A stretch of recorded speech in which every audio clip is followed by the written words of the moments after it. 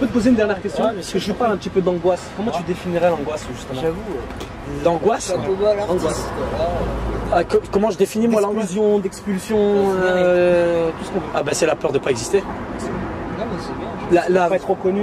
Non, pas exister carrément. C'est même pas être reconnu, c'est un stade au-dessus. C'est ne pas exister. C'est qu'à un moment, l'anonymat, statut dans lequel nous sommes tous, hein, tu vois.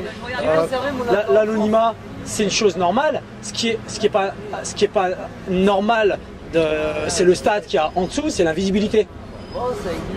Tu vois, et je pense qu'aujourd'hui, il y a une vraie peur de ne pas exister dans la jeunesse, clairement, tu vois, aujourd'hui. C'est vrai même pour les populations dites moyennes, les bourgeois moyens, comme on dit, tu vois, qui commencent à sentir cette misère qui leur arrive à leur porte. Donc les parents là, de ce milieu commencent à se poser des questions. C'est en ça que je te disais, c'est pas qu'une question de banlieue, d'immigration ou de sans domicile, ou même que de misère attribuée à une classe sociale. C'est une misère qui est grandissante. Et aujourd'hui, voilà, la France commence à se rendre compte, mais la France, comme à l'échelle mondiale, hein, les pays commencent à se rendre compte. Et au fur et à mesure, elle va aller en grandissant, et on y trouvera des boucs émissaires, comme d'habitude. Alors, est-ce qu'on débouchera sur le pire ou est-ce qu'on débouchera sur du mieux? Voilà, la question, toujours en histoire, c'est toujours la même question, finalement. Alors, l'histoire avec un grand H. Mais voilà, pour moi, l'angoisse aujourd'hui, c'est ça. Et puis, il y a autre chose. Alors, je vais te répondre plus psychologiquement. Tu sais, le stress, c'est pas quelque chose de difficilement explicable. À la base, on a besoin du stress parce que ça accélère le rythme cardiaque, c'est l'adrénaline. T'as un lion qui te fonce dessus, tu grimpes à l'arbre ou tu te mets à courir. Le stress, on répond. Mais là, c'est pire. Ça rend fou.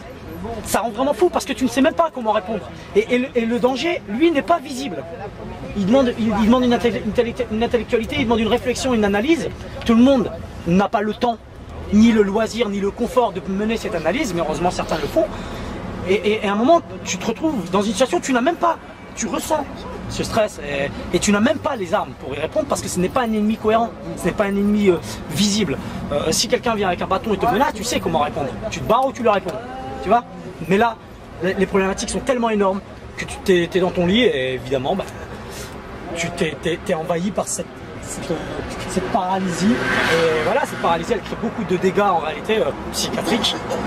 Et pour les moins solides, pour les plus solides, elle va créer des énergies négatives ou positives et chacun va en faire ce qu'il peut en faire. Pour moi aujourd'hui on est dans ça. On est dans une époque où tu parles de justement ce qui est intéressant, c'est que tu parles de l'angoisse. L'angoisse, c'est-à-dire la peur, la douleur, la souffrance. Ouais. Et à un moment donné, tellement que cette souffrance est extraordinaire, plus ou moins, mélangée à des substances, l'alcool, d'autres choses, tout ce qu'on veut. Elle fait partir en couille. Ça mène à la folie, à quelque chose qui est rattrapable. Je peux le dire dès maintenant. Juste ça, excuse-moi. Je pense que les futures études en sociologie vont porter sur la psychiatrie. Mais ça c'est nouveau quelque part. C'est la socio-psychiatrie. C'est, à mon avis, on va se rendre compte qu'il y a beaucoup de gens qui pètent un câble et que c'est lié au sociétal et non pas au physiologique, au biologique. Voilà, on va se rendre compte qu'il y a un individuel. Nous on le voit dans le quartier. Le nombre de potes qui ont pété un câble, attends. Faut pas oublier de quelle manière on a été aussi avec nos parents. Dans quelles conditions on sont arrivés ici en France. Ça c'est, faut remonter aussi à l'histoire de tout cheminement, tu vois. Je sais pas, des toits. Juste parce qu'il va y aller, on va rester un petit peu ensemble. Je sais pas, tu veux dire juste une dernière phrase? Réveillez-vous. Réveillez-vous, c'est tout ce que j'ai à dire. Si quelqu'un a un jour cette vidéo en face de ses yeux, réveillez-vous, maintenez votre esprit en éveil. Pas la guerre, la révolution. Il faut se maintenir en éveil et on a tous les moyens de sortir de cette situation si on le décide vraiment tous ensemble. Alors ça peut paraître utopique pour certains, ça peut paraître très compliqué pour d'autres, mais ce qui est clair c'est que le pouvoir en réalité on l'a dans les mains, peut-être pas seul, mais dès qu'on sera plus nombreux ça sera possible. Attention les keufs. Écoute, peut-être qu'on aura l'occasion de se revoir un jour. Moi c'est Hakim. D'accord, et...